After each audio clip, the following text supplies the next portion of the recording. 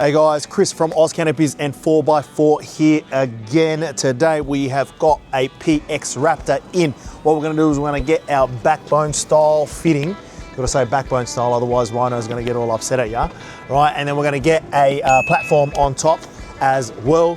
We'll go through the process, very straightforward. It does require a little bit of drilling, right? If you don't want to do it, obviously you guys can get us to do it, or if you're happy to do that, obviously we've got the video now to do it. You've got no excuse to not give it a crack yourself. ozcanopies.com.au is the place to order it.